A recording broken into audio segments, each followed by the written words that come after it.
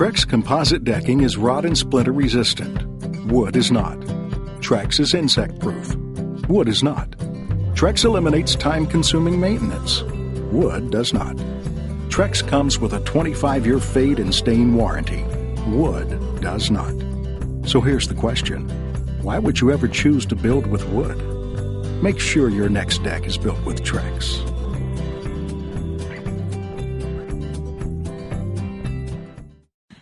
Here we are. We are back in better than ever. Mike and Mike, presented by Progressive Insurance. Our guests on the Shell Pennzoil Performance Line, hurtling towards summer and a big week ahead. The NBA Draft, the most anticipated in years, and big questions being raised right at the top. We've got those covered. Plus, a superstar quarterback is hurt.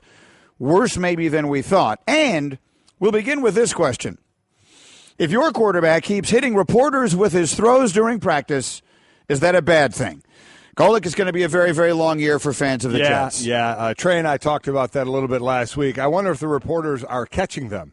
I guess that's what you have to ask. And what kind of routes are they running? And if they are they available? Yeah. And what would the signing bonus be? I could not help but notice that of all the stories that were being sent out to us this morning, one of them was a headline, or maybe the most distressing headline I've ever seen from the big lead that said, quote, Christian Hackenberg cannot stop hitting reporters with errant passes. Yeah, well, as I said, we talked about that a bit last week. He threw some nice passes. It was said in there, but of course that's put later in the. It's not as good a headline. It's exactly right. It's put later in the article. But he bounced some passes and overthrew some, and I guess where the reporters are standing, and the slothful movement of some of the reporters, they couldn't get out of the way. So bingo, there's your headline. So it happened again. It happened last week. It happened again yesterday. And then, I don't know, I was watching on the stream of tweets that went after it. Damian Woody was saying it was actually a bad route the receiver ran. I'm going to say that article probably a little bit, it's probably painting an overblown picture a little bit. But listen, there is a reason they never even put the kid on the field at all last year, which was a bit stunning to all of us. And we'll see where it goes this year. I'm glad when the NBA season is over, the first one you mentioned is your Jets in the quarterback position. I need the staff to stop sending me stories that have headlines like Christian Hackenberg keeps hitting reporters. Can we do that? Can we put a moratorium on sending Greeny any Jets articles for a while? Yeah. And by a while, we mean like sometime into like 2020. Exactly. That's about the next time they'll be worth off reading. The top, all right, let's go off the top here. We got this kid, Cody Bellinger, Mike. He is the real deal. Went deep twice again yesterday, and the numbers are eye-opening. Yeah, now has 4 multiple homer games this season, tied with Jay Bruce for the most in Major League Baseball. That includes 2 multi-homer games in his last 2 games. His 17 home runs are tied for the most in Major League Baseball history through a player's first 45 games, behind Gary Sanchez. If you remember last year, hit 900 home runs in his first 45 games. I don't think Sanchez was out of his mind last year, but this kid is playing extremely well, for a team that's sitting at 40 and 25, percentage points over Colorado in the top of the division right now. They have the best record in baseball dating back to the day he came off up. The top. Meanwhile, and we're going to get more into this in a moment, but Andrew Luck is unsure if he'll be ready for the start of training camp. That's what I was referring to when I said a quarterback is more hurt than we realized. He had the shoulder surgery. He hasn't thrown a football since January. Yeah. We're going to get into this one. Yeah. It's a shoulder. I've got, experience. I've got news. I'll let you know why. Everybody can just calm down. Really? Yeah. Okay, that's the opposite of what I was expecting you to say, so that's good off news. The top. Meanwhile, Josh Jackson and De'Aaron Fox both work out with the Lakers, who've also said they're going to bring Lonzo Ball in for another workout. The top of this NBA draft. This is the kind of anticipation we usually get with the NFL draft. Usually with the NBA draft, you have like 2 or 3 names. Everyone knows where they're going. This year it is wide open with 6, maybe 5, 6, even 7 legit top-level players. So this is really interesting to follow. It really is. And Josh Jackson, really, you wonder if he's moving up the charts. I don't know how much more. He's near the top of the charts anyway. It's a 6'8 kid who said he can guard 1 through 4. Heck of a defender. In today's game, he did talk about the history of the game, saying, back in the day, I probably would have needed to be 6'10 or more to guard the bigger guys. But in today's game, I can get away with doing that. And De'Aaron Fox, this kid will attack anything out there. So it's going to get real interesting. Lonzo Ball's going in for a second workout, it seems, with the Lakers after having dinner with Magic and the gang and a workout first time around. So It is getting very interesting at the top. Very, very. And you saw that Markelle Fultz worked out for Sacramento. They're at 5-10, so is there a thought they may try and move up in this thing? You're right. The anticipation for the NBA draft is really high this year. And we look forward Off the top, to the way we hear the PTI guys on it later. All right, I love this story. We've got a couple of these weigh-in stories. Yeah, we First do. It was Eddie Lacy. Mm-hmm. Now it's Don Terry Poe. He needed to weigh 340 pounds or less. That's... Yeah. Oh, yeah. Sorry. God, I can't go on. You read it. I can't. Any sentence that starts with, he needed to make a weight of 340 pounds or less to receive a signing bonus is just too funny for me to go on. He's a large defensive tackle guy. You think? Started out his career with Kansas City and signed with the Atlanta Falcons. And let me tell you, a tough player in the middle of that defense. And he had the 340-pound or less weight limit prior to the start of mandatory minicamp. He collected a $125,000 bonus for that. He signed the one-year, $8 million deal, fully guaranteed base salary of $7.5 million plus $500,000 workout bonus based on 4 weigh-ins. Each weigh-in is worth $125,000. Just amazing. You mentioned Eddie Lacy. Eddie Lacy has 7 weigh-ins. The first were to lose, and then they're to maintain. Each one, if he hits it, he gets $55,000 per, so a total of $385,000 to lose weight and then to maintain weight. I mean, this isn't new, but with the money that's going around to some of these players, here we'll tack on an extra 6 figures if you can lose yourself 5 pounds. There are a variety of different ways to look at it. My first recollection of anything like this was with William Perry with the fridge right. in Chicago, where they had weigh-ins for him. I mean, he had to take a stress test before they would let him go on the field and all of that. But with stuff like this, I always wonder, you could call this whichever one you want, because you can say, we'll give you $1 million and we'll add 100,000 if you weigh in at X. Right. Or you can say, we'll give you $1.1 million Sure you can. and we'll take away 100,000 if you don't weigh in at X. So they're spinning it in sort of the positive way, but it's really the same thing. Well, it's exactly the same thing. Yes. So he signed the $8 million deal. Well, the $8 million deal, 7.5 guaranteed. You have to earn the other 500,000 by stepping on a scale and having it say the right numbers. That's what I'm saying. Yeah. It's a $7.5 million deal plus the bonuses. Yeah. Or it's an $8 million deal in which they can take back half a million. Half a million. If you don't weigh in at 340 or less. The top. And finally, the Cubs trying to jumpstart their offense might put Anthony Rizzo at the top of the lineup, and last night it paid dividends. Yeah, it worked out pretty well. Went 2 for 4, 3 RBIs. The Cubs got back to 500. They're 5-5 in their last 10. They're second in division behind Milwaukee. The Cubs are 32-32. Milwaukee 34-32. And as ancillary to that game, I got a little trivia for you. Oh, really? Yes, right off the top. Okay, well, let's do that. Anthony Rizzo, by the way, led the game off with a home run. The top. Give me the trivia question. John Lester, off the top. Yeah. John Lester in the game. Yeah. Got his 150th win. Okay. Career win. Yeah. Not just this year. I understand. That would have been a heck of a as year. Kenny Mayne says, that would be a record. Okay, go ahead and hit the button. Hit it. Who's the only other active pitcher, starter, with 150 or more wins? What are you, Jason Stark, all of a sudden? That, huh? CC Sabathia? There you go! Okay, very good.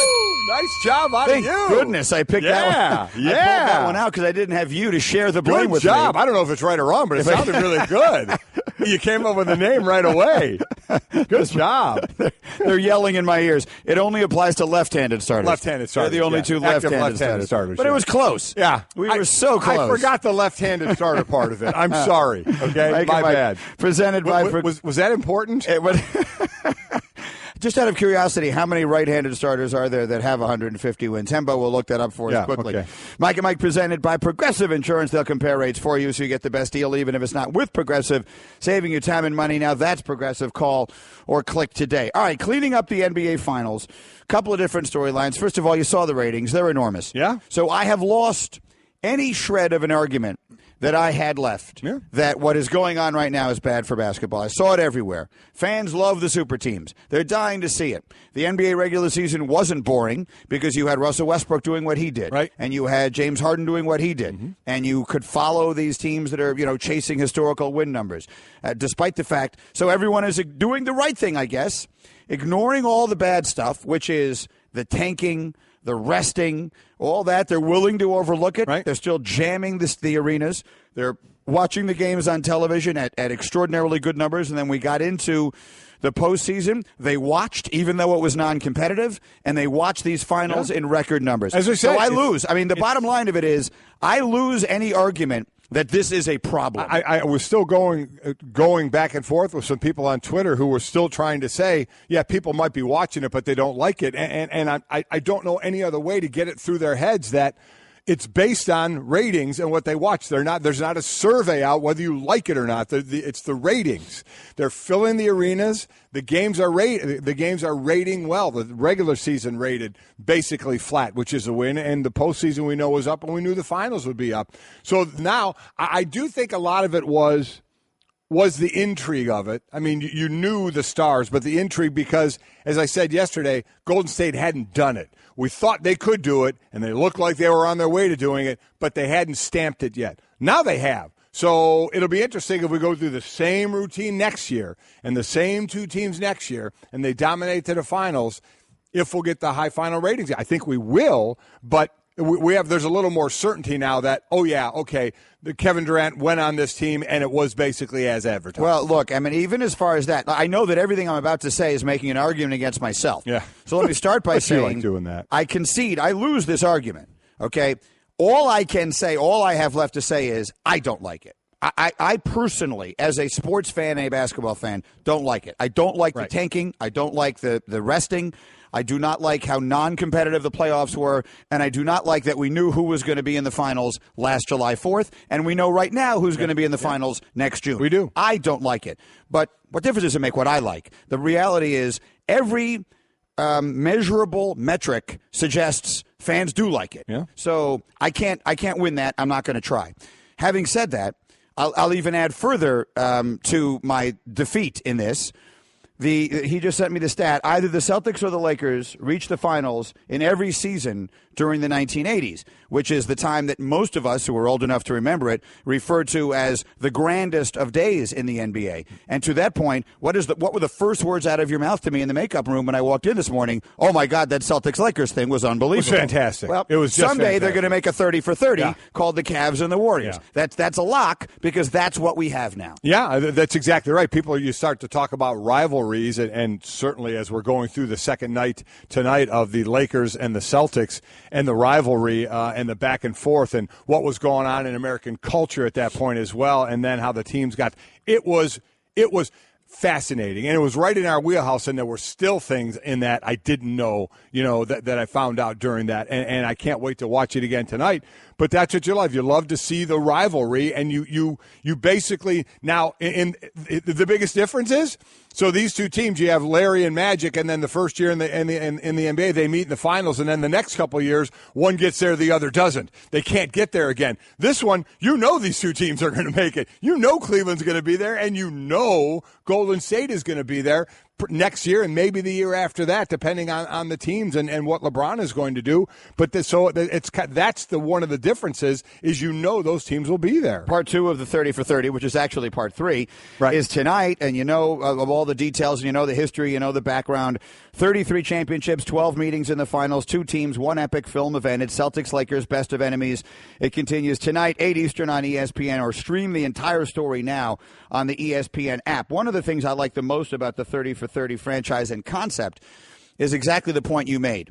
There are a lot of things in it that you knew, if you're a basketball fan, a sports fan, or a fan of the people that are involved in the story, that you knew about. But the OJ one being the best example of this, but all of them to some degree, the point you made about what was going on in culture. They do such a good job of reflecting the way sports reflect the times in which we live. And that was the case then, and it is the case now. As I was reading a great story about how Jerry West one time, you know that we looked at it, Jerry West, his record in the finals was abysmal, right? He lost in the finals basically every year of his career. And I was reading a story that Jerry West was out jogging one time, and a fan said something nasty to him about losing in the finals all the time, and Jerry West punched him. So the next line in the story was, it's an awful good thing Jerry West didn't play in the time of Twitter. And that's the illustration of that's what we're dealing with right now. Kevin Durant, and I'm going to play a soundbite in a minute here, addressing his haters. They didn't have haters. I mean, there were haters back in the 70s and the 80s, but they weren't called that, and they weren't vocal, and they had no place to say what they wanted to say. They could boo in the arena, but the players are insulated from that, and they don't really care. Now there's a whole different world. That's what's going to be interesting about the 30 for 30, is the biggest difference between Michael Jordan and LeBron James, if you will, is that no criticism of Michael Jordan could be organized and available on a daily basis the way the criticism of LeBron James currently is. And that, to me, will be the most interesting way to juxtapose their careers. Yeah, listen, I'm with you, and I can't wait for the 30 for 30 on it either, especially to find out things maybe you didn't know. I'm sorry to go back to it. Was fascinated last night. Now, this is, started like in 80 and 81, right when I was going into college, so I was worried about, my going to college and all that I don't remember a lot of the details. I completely forgotten. Pat Riley was a broadcaster. Yes. Oh, yeah. A broadcaster, and then the first time he and Jerry West were announced, Jerry West was basically announced by Jerry Buss as the offensive coordinator, the offensive coach, and Pat Riley was a coach, to which by the time Jerry West got to the podium, he was like, no, I work for Pat Riley. Pat Riley's the coach. I was amazed. And for this matchup, it's amazing that they never, the first time they went head-to-head was 84. You started with Magic and Bird coming in after the 79 Collegiate Championship, and the back and forth of how these teams were built, but they didn't match up in the finals. I believe it was 84, right? It was 80, yeah, because I'm doing it in my head. Came in 80, Lakers beat the Sixers. In 81, the Celtics beat the Rockets. 82, Lakers beat the Sixers. In 83, Sixers and Lakers played, and it was 84, Lakers and Celtics. Yeah, they played in 84, 85, 87. Yeah. And I think that's it. I think that's it. Yeah. But they played again, in this era. Right. But they were there, against other teams other than that. But some of the things you learn, like I didn't realize that Joe Barry Carroll, the presumptive number one pick in 1981, Red Auerbach says, I'm taking him. He ends up knowing all along he's trading for Robert Parrish from Golden State and their number 3 pick, which turns out to be Kevin McHale. Mm-hmm. Oh, my God. Look at the way he put those teams together. Really incredible. He drafted Larry Bird a year before Bird came out of college, right. And he orchestrated that deal in which he got Parrish and McHale. I mean, that's why he's Red Auerbach. That's exactly right. It's just fantastic. It's fantastic. The stories behind the stories are always the most interesting part. Yep. And then Magic and Larry, and look, because it's the 30 for 30, it seems as good a day as any to bring this up. Is that the greatest rivalry that we can think of in the history of American sports? Well, I mean, you start to look at tennis. Who was the greatest? Chris Evert and Martina Navratilova. Women's side, it was that. Men's side, was it? There's too many different options. I mean, that's the thing. There's more than a few out there. I mean, as far as who met in the final the most time, Federer and Nadal may actually have more times. Yep. But, I mean, Borg and McEnroe and Connors and people like that. In tennis, you got boxing, obviously, Ali Frazier. It's kind of hard to compare boxing because, I mean, Ali and Frazier met three times, which is an unusually large number of meetings for boxers. Basketball, Russell and Chamberlain, I think, would have to go right up there near the top. Right up there, yes. Maybe someday we'll say LeBron and KD. It's much too early to say that right now. Would it be Jordan? I mean, Jordan, there was a number of people. Yeah, he really didn't have different there's teams, no one you could say was his rival. Right. I think it is. I think it's those two guys. I think it could be those two guys, yeah. I think it's fascinating. In my lifetime, starting with 1979 and Indiana State against Michigan State, which was the game that changed the NCAA tournament. Yes. Look what those two guys did. Yep. They made March Madness, and they were the most significant reason, along with Michael Jordan, differently, that the NBA became the NBA. Well, again, in that 30 for 30, where the NBA was, they had the cocaine problem, and then they had the Army was going to sponsor a sport, and they chose the MLS over the NBA. They basically had to assign a CBS producer to it because they said nobody else wanted it to produce the games. It's unreal where it was to where it is today, and thanks in part to a lot of what those guys, Bird and Magic had done. It's really an incredible series. I vividly remember avoiding. I lived in New York, so it was the 11 o'clock news because you didn't want to find out who had won the game, because the game was going to be shown on tape delay at 11:30 at night after the local news. That's when the NBA Finals were on television. I know that sounds ridiculous, considering that they just drew 20 million viewers a night this week.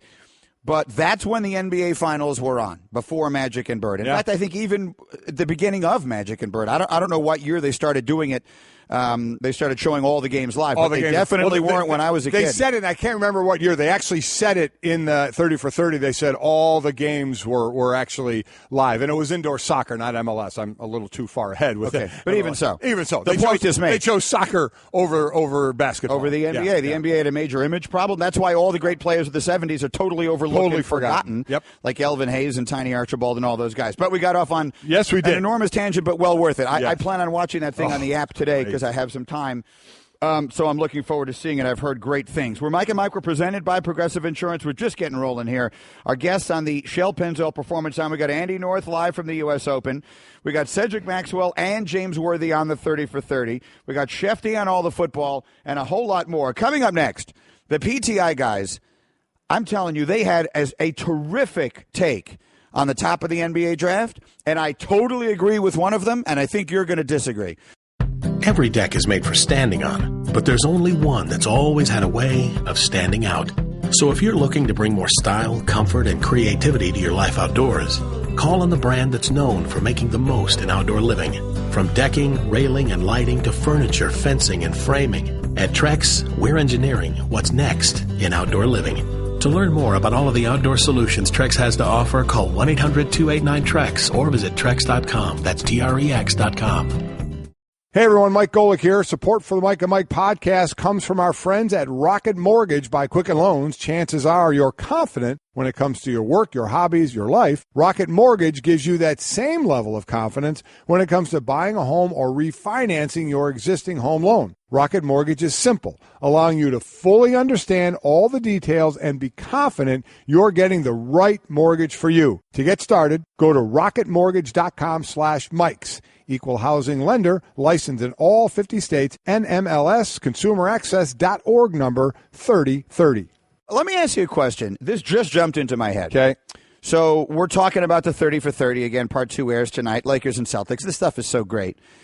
And as people who were watching that stuff when it was happening, and for those of you with us on TV, we just showed you one of the legendary plays where Kevin McHale clotheslines Kurt Rambis, and the bench is empty, has happened regularly then. And look, there are moments like that one and then the Rudy Tomjanovich punch and things like that. Oh, the Knicks, who got tossed into the under the basket. Well, much more recently now. You're talking about that's Charlie Ward, right? Against the Heat. But okay, all right, even that's more recently. Who was the big guy in Miami who flipped him into the stands and they wound up all getting? No, it wasn't Alonzo Mourning. It was PJ Brown, right? And they all wound up getting suspended, right? Whatever. They've taken all that out of basketball, all of it, and there are 2 reasons I can think of why you would have taken it out of basketball. I'm asking this honestly now. To you, but more largely to the audience. One of them is there's so much money invested in these players that you don't want to put them in any unnecessary risk of injury, which I totally get. I totally get that. That's why they're making everything in baseball illegal. That's why they took the home plate collisions out of baseball. That's why they want to take the neighborhood play at second out of baseball, because no one individual out in the regular season is worth jeopardizing losing a player who's getting paid $15 million guaranteed dollars for the season. I totally get that. The second reason, though, would be I think they think fans don't like it, that fans prefer this. And I'm asking an honest question. Do you think fans would like the style of basketball they played in the 80s with the physicality, with the knocking you on your butt, with all that stuff, better or less well than they like it now? I think the cop-out answer is they just took too much out. They completely wiped it out, when I think a little of it is okay. But then you get to the point of, okay, if you have a little of it, where's the line? Does a little you give an inch, you take a half a foot, then you take a foot. So I think people, why I think fans would like it, because it would create a little more hatred. And I think that's something, right or wrong, I think fans like it when they're watching a game or they go to a game and they say, you know what, that guy wants it so bad he can't stand that other guy, and he's willing to do whatever to get a win. I think as a fan, and again, I wasn't a fan growing up, so you could probably answer this better than me, is you. I think a fan would like. Fans love to see hustle. Fans love to see tough plays. I think fans would love to see that guy cares so much that he'll clothesline a guy instead of giving him a layup. And the Laker fans say that guy cares so much he's getting up to try and go tear that guy's head off. That's what I want to see in my guy. I want to see that foam at the mouth a little bit, but you don't want it to be a fight every other quarter either. So you don't want a melee like that. So there has to be the fine-tuning of it to do, I think, just like I think at football. Too much of the hitting, I think, at times has gone on. But I get it, to your point, of the head injuries and the injuries, but to get a penalty and to get fined for hits that look perfectly fine because a guy changes level, I think at times they've gone too far, but that was more for safety reasons. So I have to understand that a little bit more. But I think sometimes you go too far in what you take out. So while do I think that would like the complete melee that was some of the stuff there, you might get tired of that, but some of it, because some of it would bring a little bit of, you know what, screw you. Yeah. You know what, a little bit of that, mentality that doesn't have to lead off because as I said, when you walk off the court, I was one of those guys, flip the switch, it's on the court, off the court, not that I'm going to go break bread all the time, maybe I'll see the guy somewhere, but it's not like I want to go punch him in the alley, but between the lines, you know what? I don't like you. For the 48 minutes or 60 minutes of my game, I don't like you, and I'll do whatever I have to beat you. I got to be honest with you. And the guys, Stanley just typed it up, and it's the right thing. One of the most interesting games in the NFL in the last few years was Odell Beckham against Josh Norman. It wasn't the Giants against, he was on the Panthers at that time, right? Yeah. It wasn't the Giants against the Panthers. It was Odell against Norman. Right. And now, did it go a little bit too far with the one play where Odell hit him? Sure. It did, but I'm a fan. I loved it. I wasn't sure. We were all away from that anticipating for a second. Sure. And when they play against each other, now that they're in the same division, pardon me, twice a year, that's must-see TV. Yeah. So, as a fan myself, I love it. Now, one of the things I think is that and I'm not going to say they think this, they know this because they do research and data. These are multi-billion-dollar businesses. They're not just guessing. Adam Silver doesn't have a guy sitting in a room and they say, hey, you think fans like it this way better or that way? And the guy says, oh, I think they like it. No. They've got data and surveys and all that. What I think is the hardcore basketball fan, the person who is a fan of the game and the sport and it's in his blood or her blood, likes the Celtics and the Lakers in the 80s. But they've gone way beyond that. The casual fan, I think, is much less interested in that and wants to see the extraordinary athleticism. The beauty of the game. Ballet-like brilliance of the athlete. Of what Russell does, of what Harden does, of what LeBron does. Back in the day, and I'm not saying those guys couldn't play back in that day. They would then have been used to playing in that type of basketball. Right? They would be used to that. Look, Michael Jordan did all of these things, and he got knocked on his derriere every night. So the line I hate hearing is the guys of today couldn't play back then because of the physicality. Well, if they played back then, that's how they would have been raised to play. So I think that's a ridiculous comment to make. But put that type of game in today's game, those guys are on the ground all the time. Those guys are getting smoked all the time, and it takes away from a little bit of the athleticism, because I think these guys are the best athletes on the planet, the athleticism and finesse of the game and the beauty of, the passes and the movement and all that, if you're getting clotheslined and knocked to the ground all the time. Not to say that there's not a place for it occasionally. There's another big difference. Hembo, what year did the three-pointer come into the NBA? I need two things. I need what year did they put the three-pointer in the NBA? And the last time the Celtics and Lakers met in the finals, which would have been 1987, in that era, how many three-pointers were attempted in an average game, roughly? Just find a game in that series and tell me how many threes were attempted total.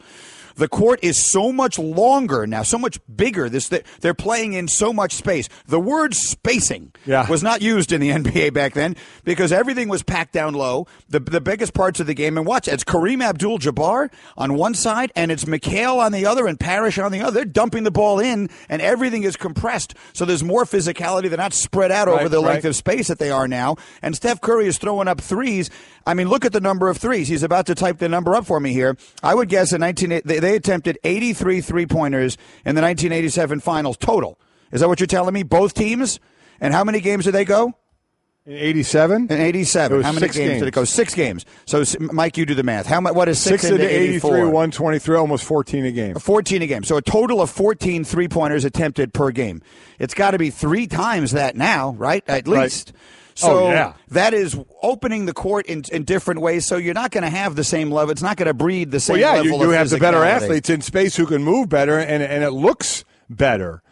But that doesn't mean you can't have or shouldn't have the occasional, aggressiveness, but it could cost you way too much in today's game. The Warriors attempted 186 threes in the 5 games of these finals. One team. The stat Hembo gave was both teams combined. So there were an average of 14, what did you say, 14 threes? Average 14 threes. Attempted by the 2 teams, right. By combined total in that year. This year, if you 37. add these, it's a 186 into 5 games. It's like 37 a game. That's for one team. That's for one team. Cavs are 173. We'll do this math. It's roughly 80. Is that what you're telling me? Roughly 80. Oh, 79-80 was the first year of the 3. We'll get this more organized in a second. The point is that's changed the game as well. Let me ask you one last question, then we'll get back to the stuff that we meant to get to today.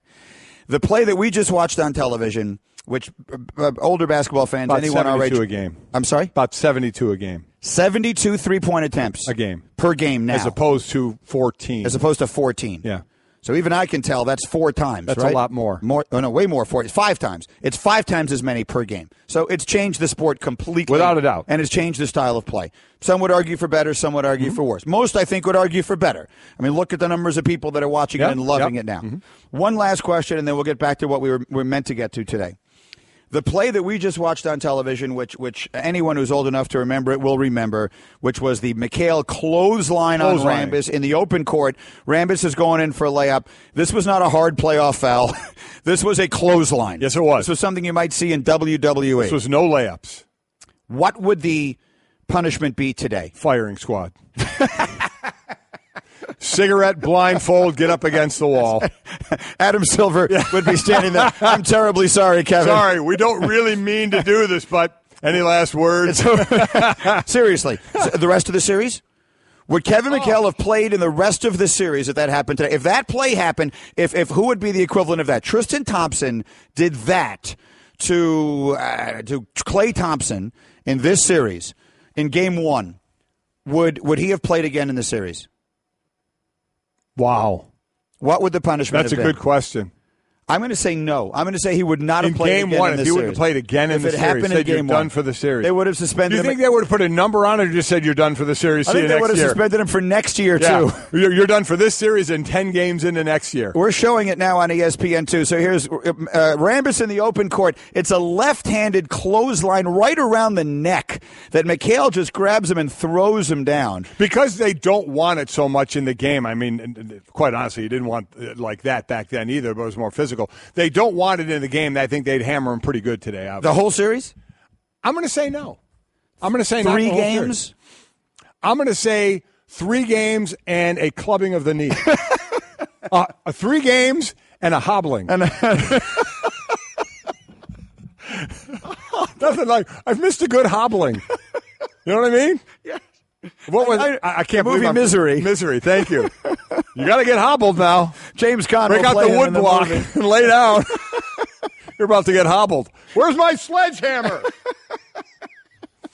Yes, 3 games and Kathy Bates gets to hit If you with a anybody out sledgehammer. there doesn't know what I'm talking about, just Google misery and hobbling, and you'll see what I'm talking about. I slept with the light on for a week. And you'll have a hard time watching. That's one of the scariest, one of the most disturbing movies. Because, again, I didn't know she was going to do that to her. Holy, and really, and anybody hits me with spoiler alert right now, I'm gonna, because the movie is 30 years old. Exactly. We're very sidetracked. Yeah, Quick break. And now, insurance-minded speeches from Geico.